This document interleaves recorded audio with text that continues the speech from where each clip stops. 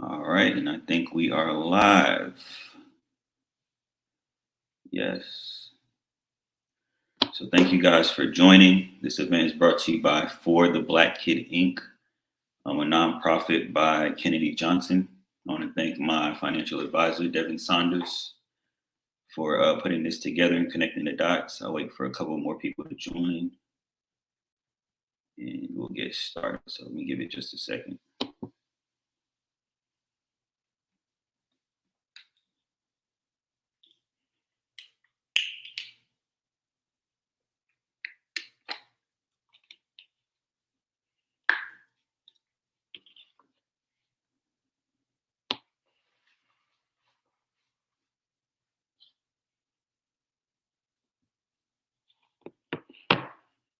Give it just another minute or two, we'll get started.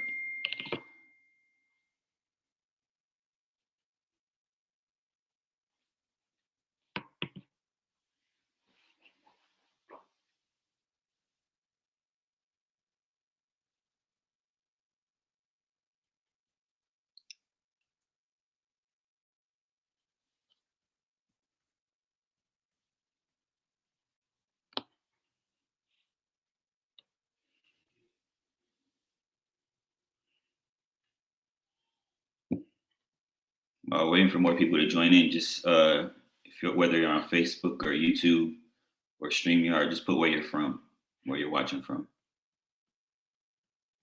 want to see where we have people coming out from tonight to get educated. Wait like another minute.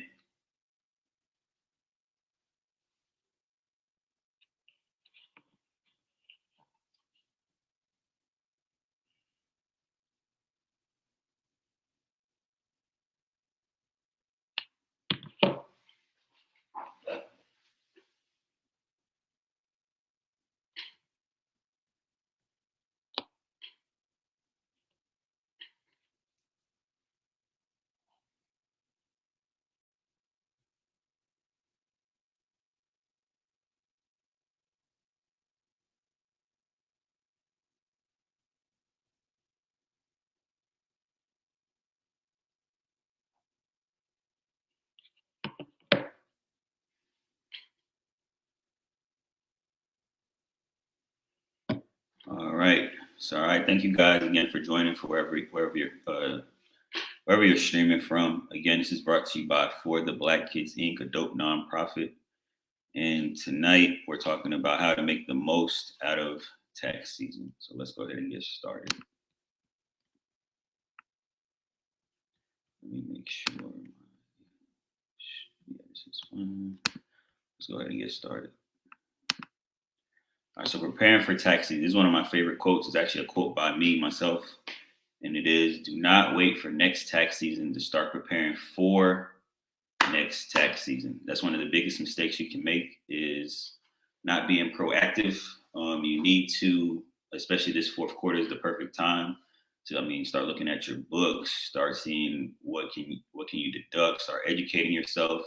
You don't need to be coming in January, February, and then just asking your tax preparer, whoever, like, what can I do? How can I save money? How can I lower my tax liability? So if you're joining right now, you're taking the first steps by proactively preparing for tax season. So I've compiled a list of 7 things you can do to just prepare. And that's locating your previous year's tax return, updating your address with your employer, verifying that you are claiming the correct allowances, calling the tax offset hotline to see if your refund is subject to offset, getting your books in order if you're self-employed, familiarizing yourself with the new tax laws, and lastly, using a tax professional. So locating your previous year's tax return, that's just pretty much helpful when you're preparing your current year's return. You never know if you maybe forgot some information, so it's always good to have it handy. 2, updating your address with your employer. That avoids W-2 delivery delays. But most likely your employer will send it electronically, especially if they use like Paycor or ADP, like where you get pay stub. Most likely, if you can view your pay stub electronically, they'll send your W-2 electronically. But just for the slight case that you don't have that, just make sure you update your address with your employer. 3, this is very important. Verify that you're claiming the correct allowances. This is for my employees, W-2s. Verify that they're taking the amount of taxes, the proper amount of taxes out of your check. There's a pretty neat tool on the IRS website. It's called the IRS Withholding Estimator, where you can actually put in like your paycheck. You put in information. It'll ask you a couple questions like, do you have kids? What credits do you anticipate claiming? And it'll let you know if you're getting the right amount of taxes taken out your check. So this is a good time right now in October to do that, especially if you're not getting the proper amount taken out to maybe for these last 3 months, this fourth quarter, to kind of rectify that. So if you are going to owe, it won't be as big of a blow, but just make sure you do that. 4, this is a big one. Calling the tax offset hotline to check if your refund is subject to offset. Refunds can be taken by various government agencies if you are in default with them. I see this happen every single year. They could take it for being in default for back taxes, child support, student loans, alimony, and any other government agency. So a tip for that is just basically calling them and setting up a payment plan. You don't have to pay it in full. Just get yourself out of default. You can make the minimum payment you can. As long as you get it out of default, they won't take your whole tax return. So I've seen people expecting 4,000 or 5,000, and they take the whole tax return. So just depending if you owe that much, like say you owe $10,000 in child support, and your tax return is for $5,000, they'll take that whole $5,000 because it doesn't offset the whole $10,000 that you owe. So again, just set up a payment plan, call that agency, be proactive, call that agency, set up a payment plan and get yourself out of default. 5, get your books in order if you're self-employed. So I would consider purchasing bookkeeping software or hiring a bookkeeper. If you are not, if you're not in a great financial standing to be hiring a bookkeeper or purchasing bookkeeping software, I would have a separate business bank account, because that's the easiest way for you to do your books. Is, I mean, just making sure you're having all your expenses going out of there, all your income coming in there, where everything, all you pretty much have to do is just look at your statements, and you can maybe do an Excel sheet to see what your profit or loss is. But the fourth quarter is the perfect time to do this, to see where you stand, and just to see, do you want to have bonuses for employees? Do you want to do you need to go harder these last 3 months? Are you not about to hit your goals that you set for yourself? So this time right now, October, is the perfect time to just make sure you're checking your books. And again, it's not something you need to be doing when you're getting ready to actually do your taxes in January, February. 6, familiar yourself with the new tax laws. This is big because in 2017, President Trump at the time, he made the biggest tax code overhaul in over 3 decades, which is called the Tax Cuts and Jobs Act. A lot of things changed. Some people say for the better, some people say for the worse. It's kind of subjective. I'm still gauging it. It's still relatively new. This will be the 4th tax season after it. I have noticed that people aren't getting as big tax returns as they were before that. But I've seen it do good for people. I've seen it do bad for people. So it's subjective. Also, thresholds change slightly year to year. So your standard deduction goes up a little bit every year. Some credits phase out after certain years. So yeah, thresholds change year to year. And then overall, this past year and a half, bills were enacted from this pandemic. So President Trump did 2, and President Biden did 1. And then you can look at all these on this website I put right here, irs.gov/tax reform. So just make sure you educate yourself on those so you're in the loop by tax season. And 7, use a tax professional. I'm a tax professional, so I'm kind of biased, but at the same time, you're not gonna, if you're building a house, you're not gonna try to build the house by yourself. You're gonna call an architect, someone to draw stuff out for you beforehand. But taxes are your biggest bill if you're a business owner. I mean, even if you're a W-2 employee, you can look at your taxes and see how much they're taking out of your check. That's your biggest bill, even though it's prepaid and you kind of don't feel it. They take it out of your check already. But that's your biggest bill. So you want to go to a tax professional, because at the end of the day, you just don't know what you don't know if you're not a professional at it. And most tax professionals give free estimates. So my thing is kind of just get the estimate compared to maybe what you might have done estimate for yourself. It's a free estimate. So I would definitely use a tax professional either way. All right. So what's new this year? We have the recovery rebate credit. That's the stimulus checks. We have the expanded child tax credit. Then the big point of contention is this right here, receiving 1099s for PayPal, Cash App, Zelle, Venmo, and other payment platform apps. That has been really big in this last month. So we'll talk about that. Of course, there's more changes, but these are the three big ones I wanted to talk about tonight. So the recovery rebate credit is simply just a tax credit that was created because of the pandemic that the government let taxpayers get in advance. So I've had a lot of questions since last tax season. Do I have to pay it back? Do I have to add it as income? It's really a free tax credit that they added to the tax code that they let people get in advance because it was a pandemic. So they let you get in advance because people were losing jobs. It was COVID. So it is really a free tax credit. It's legit. And if you don't get it, all you have to do is just claim it on your tax return. If you didn't get it in advance, you can get it on your added to your tax return. Of course, there are income limits, age limits, things like that. So just consult a tax professional. And the one that pertains for this season is the $1,400 stimulus. That was the one Joe Biden did.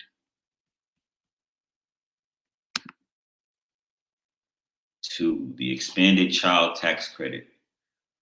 This was expanded under the American Rescue Plan passed by President Biden. This raised the child tax credit to $3,600 or $3,000, depending on the age of your child. Normally, the child tax credit is $2,000 per child. And now, again, depending on the age of your child, it's going to be either $3,600 per child or $3,000 per child. And so far, starting in July, I believe, yes, July, they started sending out monthly payments, $300 or $250, depending on the age of your child, where you get half the credit for those 6 months, July to December, and then you'll get the rest of the credit on your tax return. But you can opt out of that if you want to just take the lump sum or the credit in bulk. You can go on the IRS website. You have to do it by the first Thursday of each month to opt out of the monthly payments, and you can get the credit in bulk. It just depends on how you want it. And then 3, like I said, this is pretty big. I've been seeing this on my timelines, people texting me about it for the past couple of weeks, past month, is receiving 1099s from PayPal, Cash App, Zelle, and etc. So this was kind of in the fine print in the American Rescue Plan. Most people just saw the stimulus, the $1,400. They saw the pretty cool thing that Biden did about unemployment, where the first 10,000 was tax-free and people got refunds for that. But some of the fine print that people didn't see was that you will start receiving 1099s from PayPal, Cash App, and Zelle if you are over a $600 threshold. And it used to be $2,000 and 200 transactions for you to receive a 1099K from those payment platforms. But now it's actually $600. So a quick tip I have for that is to make sure you differentiate between business and personal when you're sending and receiving those transactions. Just make sure you put in the memo that this is a personal. I'm sending my girlfriend just some money to get her nails done, or these are people sending me their portion of the Airbnb or the hotel, and I'm using this money to pay for the hotel. To make sure they put my part of the hotel or my part of the Airbnb, so that you can differentiate that when it comes to taxes. But there's still to be more correspondence with this. This is new. This is just coming into effect January 1st of next year, which is in a couple months, 3 months. So we won't have to pay taxes on this until next tax season, not this one coming up, but tax season 2023. So I'm sure there'll be more correspondence because it's not a lot. All right, so let me just go over some tax basics real quick. We're gonna go over filing requirements, like who's required to file, filing statuses, what you should claim, and what the standard deductions are for those statuses. We're going to go over the tax rate tables, and then credits and deductions that can boost your tax return.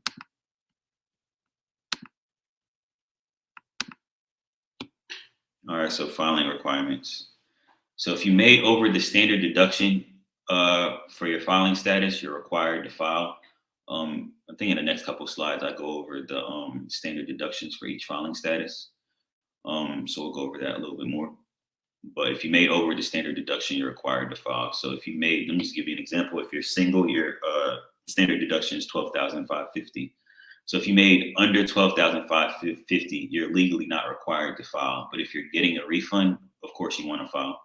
So some more requirements: if you had self-employment earnings of at least $400, if you had unemployment income, owed a refund from taxes paid, and if you're eligible for refundable credit. So these are the filing statuses I was talking about. Again, single, the standard deduction for that is $12,550. Singles if you're unmarried. Head of household is unmarried. You're claiming a dependent and also paid over half the cost to maintain a home. And the standard deduction for that is $18,800. Married filing jointly, self-explanatory. If you're filing your taxes with your spouse, the standard deduction for that is $25,100. Married filing separately, self-explanatory as well. If you're filing separately for your spouse, the standard deduction for that is basically like being single, $12,550. But let me harp on that a little bit.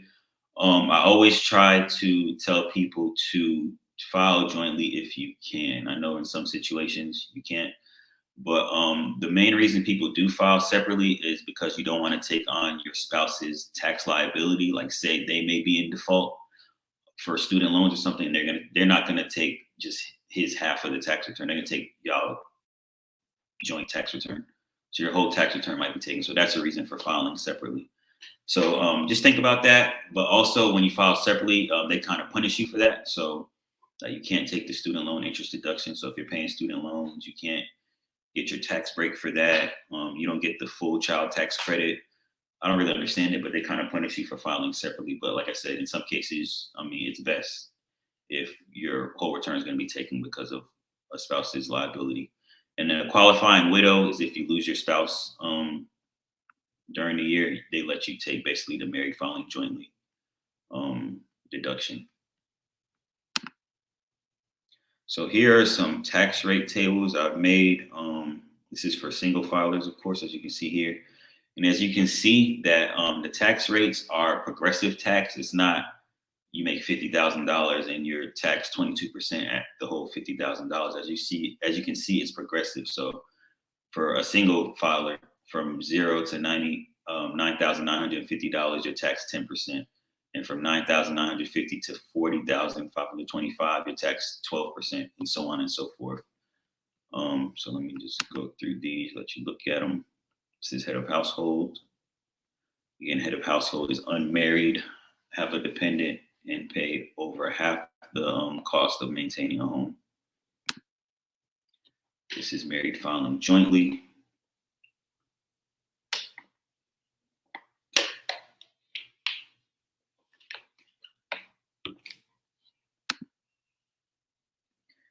This is married filing separately.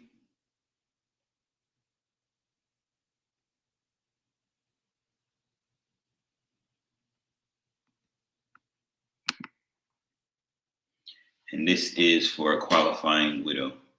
And the widow, again, is if your spouse dies during the year, they still let you basically take that married filing jointly status, which is a bigger standard deduction. I'll go back and show you that. Yeah, these are the deductions. And one thing about these deductions, like I said, if you don't make over these deductions, you technically don't have to file. But if you're going to get a credit or a tax refund, you should. And just how they work is, let's just say someone makes $50,000, you're single. How it works is you make $50,000. Basically, they subtract the standard deduction is $12,550. What is that? $37,450, I believe. I believe so. Cool with that math. But basically, you're taxed at that 37,450 rate. You're not taxed at that $50,000, and that's how people get refunds. So that's how those deductions work.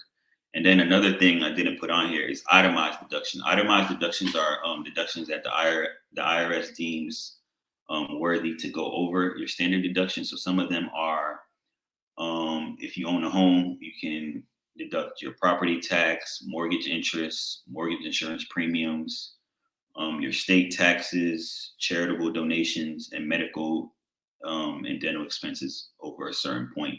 So if all those things I just listed add up to over your standard deduction, you can actually use the itemized deduction instead of the standard deduction, which will boost your tax return and lower your tax liability. All right, so just some credits and deductions is a little quick cheat sheet that can boost your tax return. I'm not going to go through all of them, but these are just some good ones to take note of. The adoption credit, you do get a credit if you adopt somebody or adopt a child. The American Opportunity Credit, this is for college students. American Opportunity Credit is for the first 4 years of college, only for the first 4 years. And you can get up to $2,500 added to your tax return for that, for just basically being in school, for paying for books, tuition, room and board, up to $2,500, but only $1,000 of that is refundable. So basically what that means is if you're already getting money from your tax return and you meet the maximum threshold for this credit, you'll get the full $2,500. But what's cool about this credit is even if you don't have a job, you didn't work at all, and you qualify for this credit, you're not claimed as a dependent by anybody else, by a parent, you can get $1,000, 40% of the credit. So you can get $1,000 credit just for being in school, not even having a job. Just have to file your taxes. The child independent credit, this is for daycare. Child tax credit, that's for having kids. Again, it's normally $2,000 per kid, but with Biden doing his bill, it is now between $3,000 or $3,600, depending on the age of your child.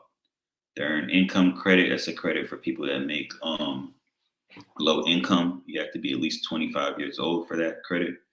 And then it's different for if you have kids as well. The educator's expense is for teachers and professors.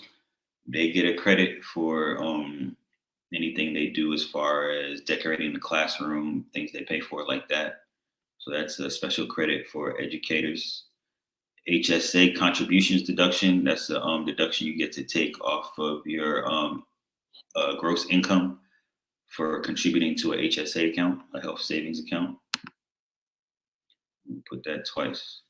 IRA contributions deduction, that's a good one. That takes away from your AGI as well, your adjusted gross income.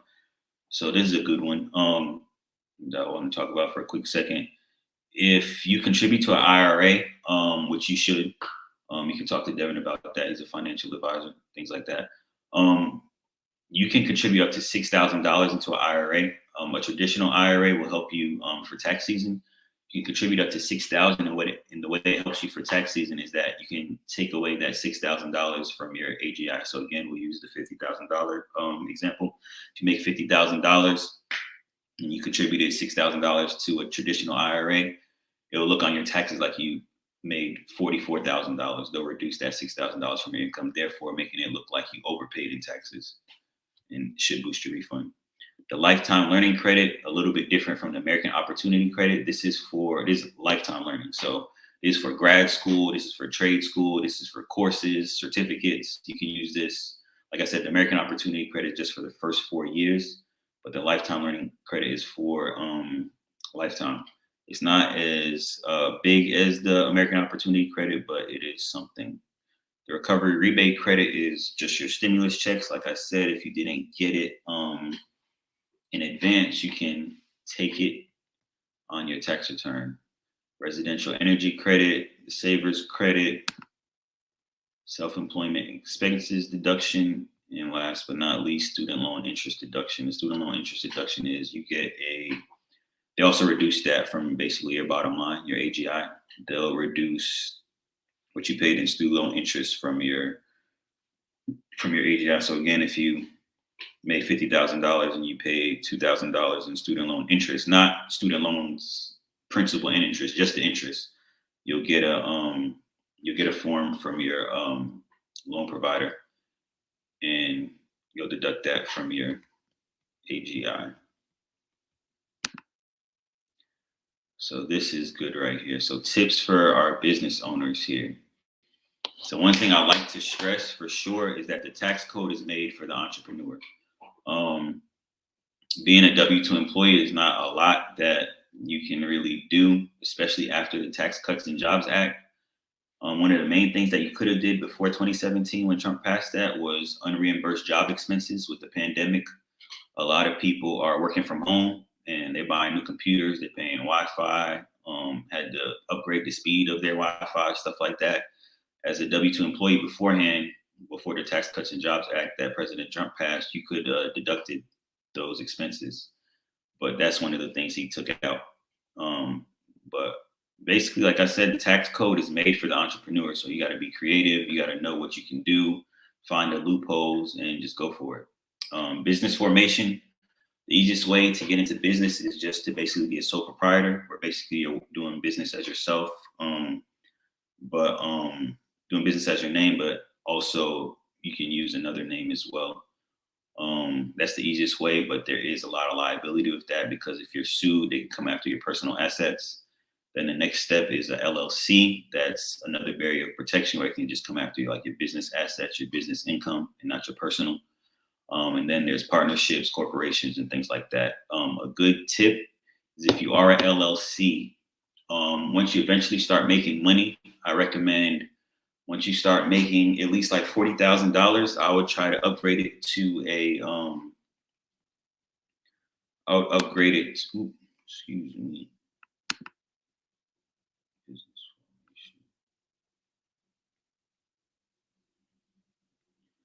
I messed up. All right. Also, don't commingle your finances. My thing about this is particular for audits, but I mean, you shouldn't commingle your finances as well. Because let's say you get audited and they're telling you, I need to see receipts for this deduction you're claiming. If you have money coming in and out of different accounts, it's going to be harder for you to figure out, man, how can I prove to this? And then you're eventually going to have to pay what they tell you you have to pay.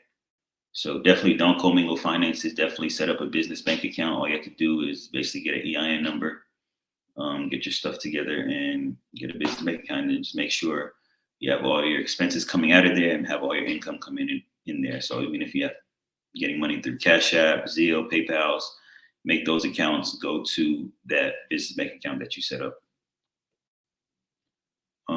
Take bookkeeping seriously. Again, I don't understand how people don't do that, but you need to take bookkeeping seriously. You need to just be able to wake up any day and know what your financial standing is. Know that, okay, I'm in the red right now. I need to go hard for these next 3 months. You need to know I cannot spend money on this. I need to cut some expenses. I need to do this. Just need to take bookkeeping serious.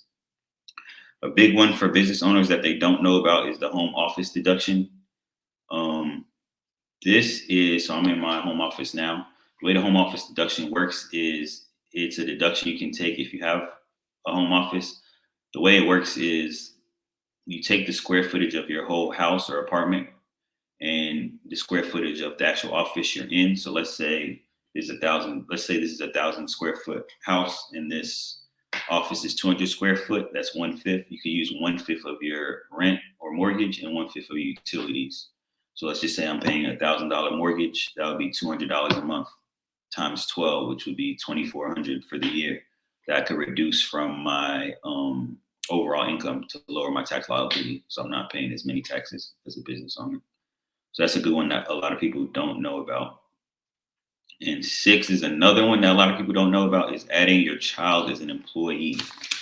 So this one, you can pay your child up to the standard deduction, which is $12,550 for the year, tax-free to them, as long as it's, again, under that standard deduction, which is $12,550. It's tax-free to them. You can reduce that $12,550 from your income, making it So again, if you're, again, my example, $50,000 at 38, whatever it is, or 37, it'll look like you made 37 instead. And anything else about that? They don't have to file a tax return, and then they also don't need to pay FICA taxes, which are Medicare and Social Security taxes. So this is a big one that a lot of people don't know about. It does have to make sense. You can't have a 2-year-old as an employee, but as soon as they're comprehensive and can understand, especially if you want to mold them to just understand business and financial literacy, I would hire them as an employee, maybe do some data entry. And of course, like I said, you can pay them up to the standard deduction, which is $12,550, and you can write that off on your taxes. All right, so that is all. Here's my contact info. I hope you guys enjoyed. Again, thank you for the Black Kid Inc. Thank you to Devin for connecting the dots. Here's my contact info. If you have any questions, any concerns, want a copy of this PowerPoint, anything, just let me know. Again, I appreciate you sitting here with me tonight, and I hope you guys have a great night. Peace.